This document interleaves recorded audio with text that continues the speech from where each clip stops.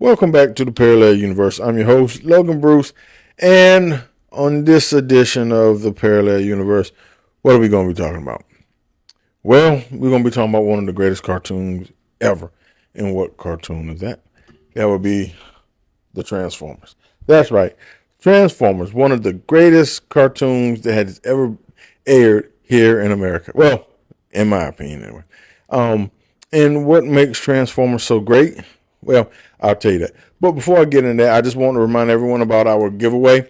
You can receive this X-Men first edition giant size comic. This is the first time Wolverine, Colossus. You have Nightcrawler, Storm. They were featured in as members of the X-Men, and also we are giving away this giant metal poster featuring the same cover art as in that issue. Now, of course, it's not the original.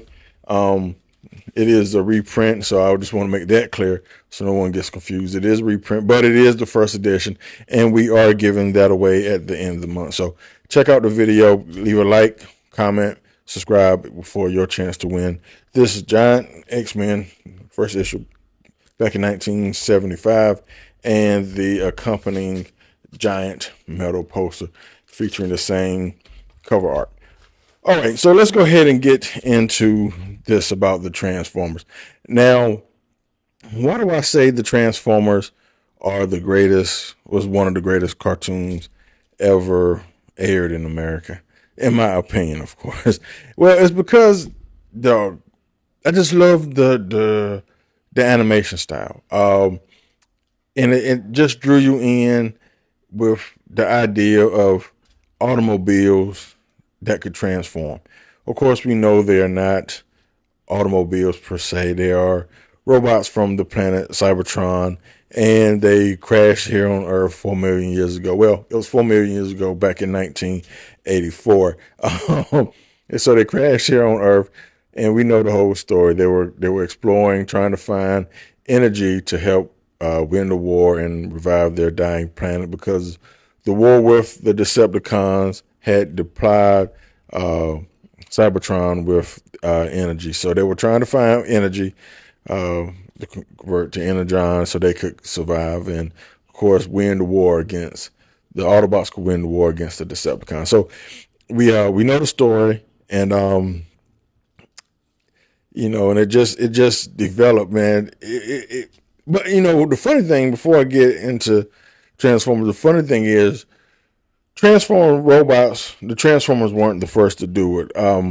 Actually, the GoBots did it first. And it was funny because the GoBots aired in September 8th, 1984, and Transformers aired September 17th, 1984. So GoBots actually came out first. The toy line was out before. The toy line came out in 83, I do believe. So, the GoBots actually did it first. But what happened that made Transformers a success and GoBots kind of, fall to the wayside? A lot of things, well, I shouldn't say a lot of things, but I know one of the things that happened, especially with the toy line, the Transformers toy line was more intricate. It had more moving parts. With GoBots, you pretty much moved the arms and stood, the car or whichever vehicle was up on its bumper or, on the back part of it, and it was transformed into a robot. And Transformers had more moving parts. You had to do a little bit more work to take it from a vehicle to the robot form. So it was more intricate, and and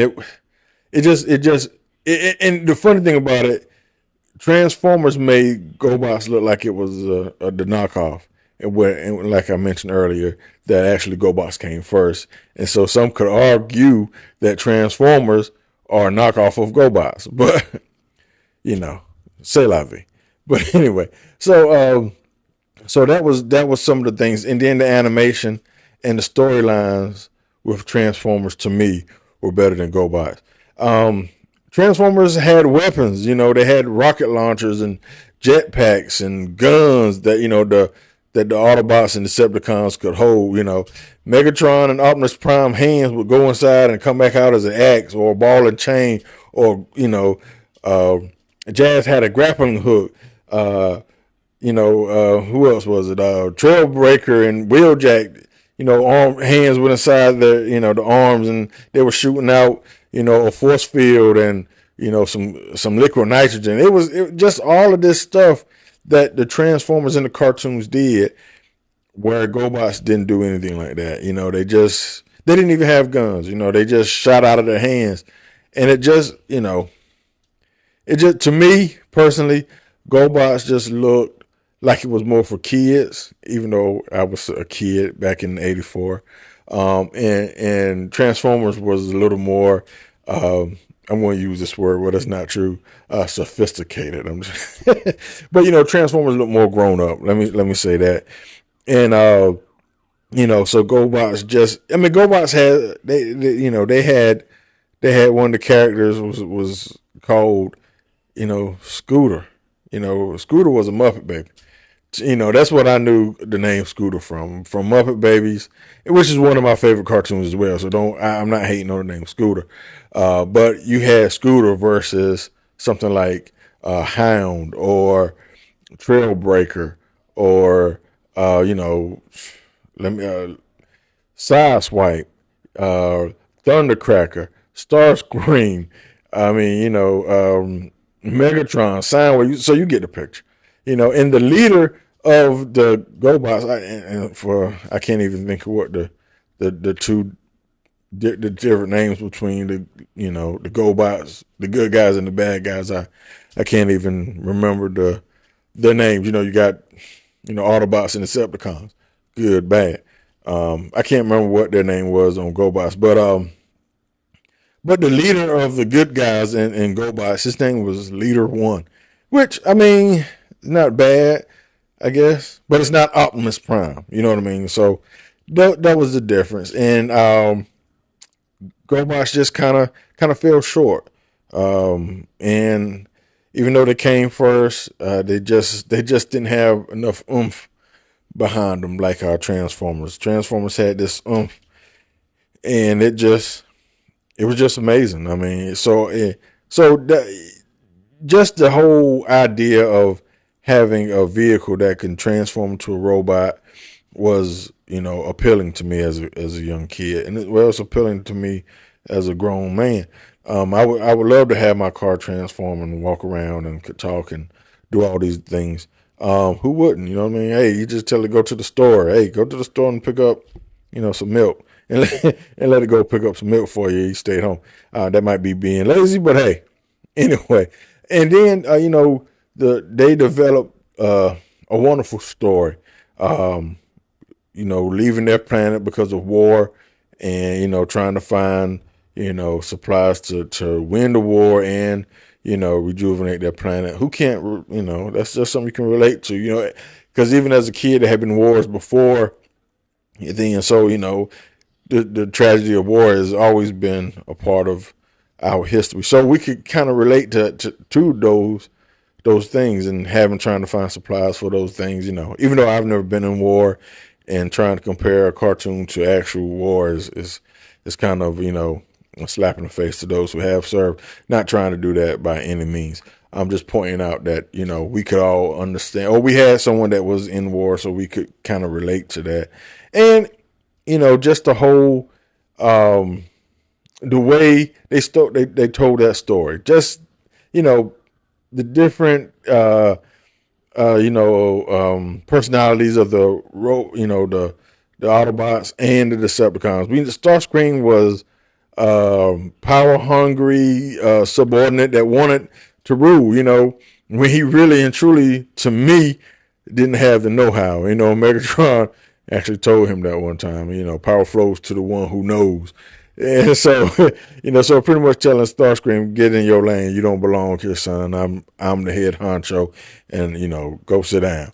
And then you had his loyal lieutenant in Soundwave, who was loyal to Megatron up to the end, and everything. So just a wonderful, wonderful story. I loved every episode of the first generation. Up to the movie. So let's get into the movie a little bit. Once the movie hit, I was excited to see it. I was in theaters with my mom and my brother, and we had a wonderful time watching that. You know, my younger brother and my younger sister were there, of course, but they were one and just born, so they didn't know what was going on. And so we were in the movie theaters, just having a wonderful time, loving it. I saw a lot of my wonderful friends get killed, though. You know, Ironhide, Brawn, Ratchet. Oh man, when Megatron and the other Decepticons boarded their ship and just went to blasting people. Oh man, you were shocked and horrified, but that kept you into the movie, if I may say so, because you were like, oh man, how are they going to stop? The Decepticons, and these guys are they're killing everybody, and you couldn't believe what you were seeing, because during the cartoon, we've seen Autobots and Decepticons both get shot, and they come out okay. So what was different here? And then the Ultimate, as we know, oh, they killed off Optimus Prime, and that hurt bad. But I was thinking to myself in that moment, oh, it's gonna be okay.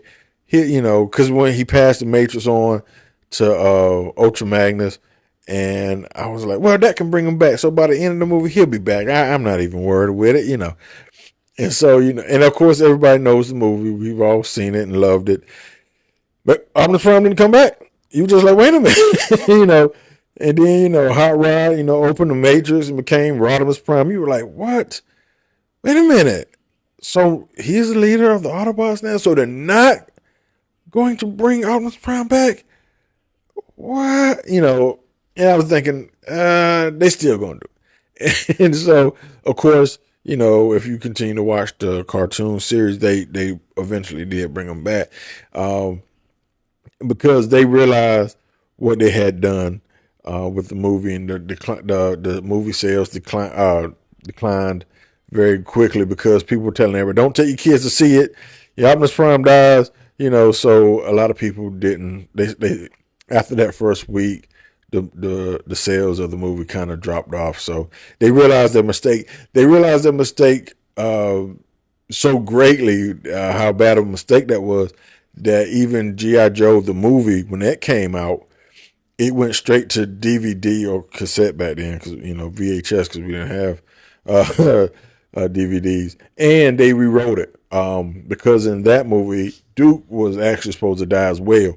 But because of the negative response of Optimus Prime dying, they rewrote it to make Duke just go into a coma, because they were like, hey, look, we are not going to do that, make that same mistake. And we're not releasing G.I. Joe the movie in theaters. Is going straight to cassette. So that's what happened.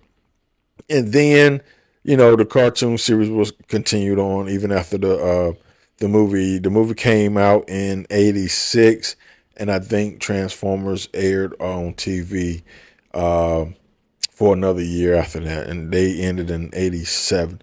So but the thing about the third season, um, they really, to me, in my opinion, they really did not respect Rodimus Prime as a leader. Rodimus Prime didn't even really want to be leader. He figured he could never measure up to Optimus. He was always doubting himself, which is understandable. You got a great leader in Optimus Prime, and now here you are trying to fill his shoes, so to speak, and you can't have some self doubt. So he doubted himself. He wanted Optimus back, and for Optimus to be the leader of the Autobots again. He was Hot Rod. He was just this, pretty much what he was. A young kid, and he was just like to have fun. He was hanging out with his friend Daniel and everything. And then also now he's the leader, so you can understand the pressure that he was under. And the Autobots even kind of looked more to Ultra Magnus for leadership than they did Rodimus Prime. So, so that third season kind of went off a little bit, and then to me, Galvatron was kind of how do I say this without sounding too mean? He was a punk. In my opinion, Galvatron was a punk. He he sounded like a crybaby who always wanted his way. And if you didn't give him his way, he would take his ball and leave the playground. That's how he came across to me. And I didn't like him. Now, the episodes, first 2 or 3 episodes when they went and found Galvatron and everything, uh, he was okay. He was, still that uh, same Megatron-ish kind of, personality. He was ready to lead and dominate and take over, Cybertron and Universe and anybody else who got in his way. But after they found him, and he just kind of went off. He just kind of dropped down, and it was bad. And I was just like, who is this guy? I mean, this is not the same Galvatron that was ready to kill Unicron. This guy was just like, I want the rule. How come I'm not ruling? Blah, blah, blah. And he was sounding like a whining baby, and I didn't like him. And so, like I said, I love Transformers. To me, it was one of the greatest cartoons ever to air in America to me. But just that third episode, that third season, and then you had Headmasters come in there, which was kind of weird. I didn't understand. Well, you have to watch that. I think that's the fourth season. There's only 3 episodes in it, and they're on this other planet, and they're fighting against these. I don't know what they were. I can't even remember who they were. But one group was losing, and they said, "Hey, the Autobots can help us." So you know, it was just weird. It was just weird. And then the humans that were with them became the pilots of the head of the transform. It was weird to me. I didn't understand. I remember when the toy line came out, I was like, now this is another part I got to keep up with. If you lose the little car that turns into the head, my robot ain't gonna have a head now. It's got to stay in automobile form all the time. So I didn't like that. And then also there were some other robots that became the weapons. I mean, I guess they thought it was a good idea. But to me, I think it just kind of fell off on. But fortunately, it was only three episodes, and then that was the end of the series of the Transformers with Headmasters. To me, they could have ended it once Optimus Prime came back and they got rid of the virus, that was causing all of them to go crazy.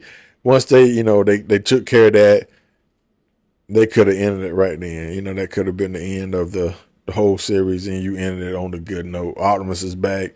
They got rid of this virus. They defeated the Decepticons. Wonderful way to end it.